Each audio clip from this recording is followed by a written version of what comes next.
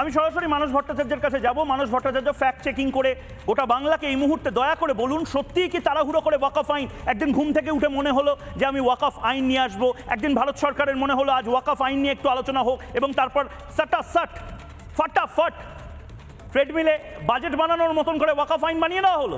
না, এটা মিথ্যা কথা, সত্যি কথাটা বাংলার মানুষ জানতে চায়। মানস ভট্টাচার্য। দেখো ময়ূকদা, এটা নিয়ে 9 বছর ধরে আলোচনা চলছে। প্রথম আলোচনা শুরু হয়েছিল 15 সালে। 9 ইয়ার্স, 9 বছর ধরে, 9 বছর মানস ভট্টাচার্য, 9 বছর ধরে আলোচনা হচ্ছে। দিল্লির 123টা সম্পত্তি ওয়াকফ বোর্ডকে দেওয়া হয়েছিল 14 সালের 5ই মার্চ। সেটা যখন প্রথম সামনে আসে, এবং তার মধ্যে দিল্লি হাইকোর্টটাও ছিল, যেটা আজকে হাইকোর্টের জাজ বলেছে যে আমি তো জানতাম দিল্লি হাইকোর্টটা ওয়াকফের সম্পত্তি।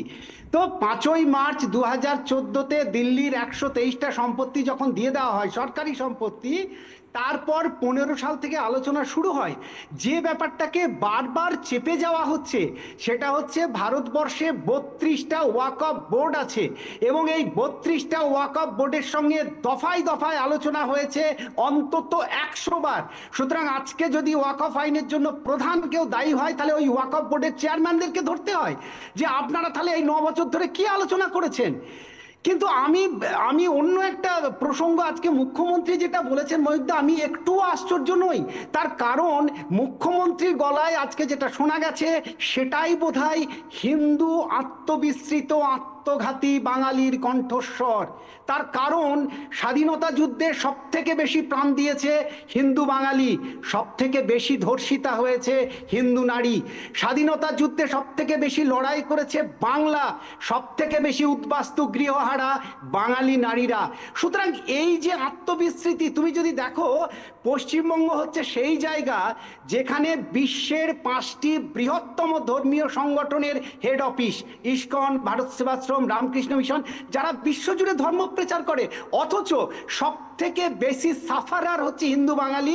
সেটা 47-এর স্বাধীনতার পরে হোক, 1,62,000 নারী ধর্ষিতা হয়েছিল, অথবা 71-এ পাকিস্তান ভাগ হলো, সাফারার কে? হিন্দু বাঙালি।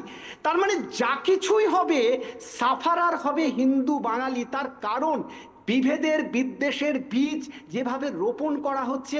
আমার কিছুক্ষণ আগে দিশান্দা বলছিলেন, কিন্তু দিশান্দাকে খুব বিনয়ের সঙ্গে প্রশ্ন করছি, দিশান্দা, একজন মৌলবীর পেটের খিদে আর একজন পুরোহিতের পেটের খিদে কি আলাদা?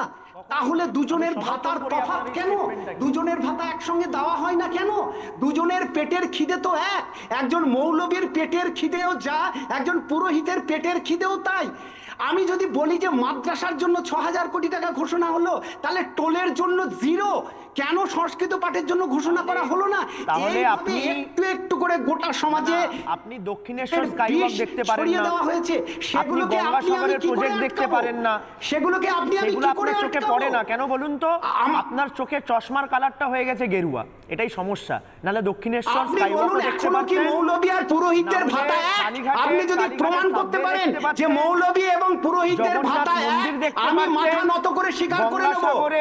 বড় প্রজেক্ট যেটা প্রত্যেক বছর মেলা করা হয় সেটাও দেখতে পাচ্ছেন। ভাতা এক, আমি মাথা নত করে স্বীকার করে নেব যে আমাদের বাংলার দুর্গাপূজা কোথায় গিয়ে অ্যাওয়ার্ড পেয়েছে, ইউনেস্কোতে। এগুলো আপনার চোখে পড়ছে না কেন? পড়ছে না বলুন তো? খিদের কথা বলুন না, আপনার যে নয়, মৌলবীর পেটের খিদে আর পুরোহিতের পেটের খিদে কি আলাদা? যারা দুজনের ভাতা আলাদা কেন? ধর্মের নামে আপনি সেটার আগে উত্তর দিন। আপনি কেন প্রসঙ্গ থেকে অন্য প্রসঙ্গে যাচ্ছেন?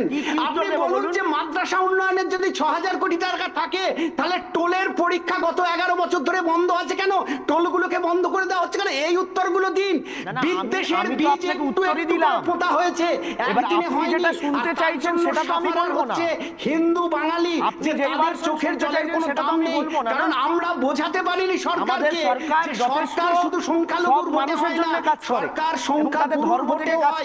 সেটা যেদিন আমরা বোঝাতে পারবো, সেদিন আর কোনো রাজনৈতিক দল এই নিয়ে রাজনীতি করবে না। নানা ধরনের কন্টেন্ট দেখার জন্য লাইক করুন, শেয়ার করুন আমাদের ফেসবুক পেজ, সাবস্ক্রাইব করুন আমাদের ইউটিউব চ্যানেল। পাশাপাশি অন্যান্য ব্রেকিং নিউজের জন্য অবশ্যই চোখ রাখুন রিপাবলিক বাংলায়।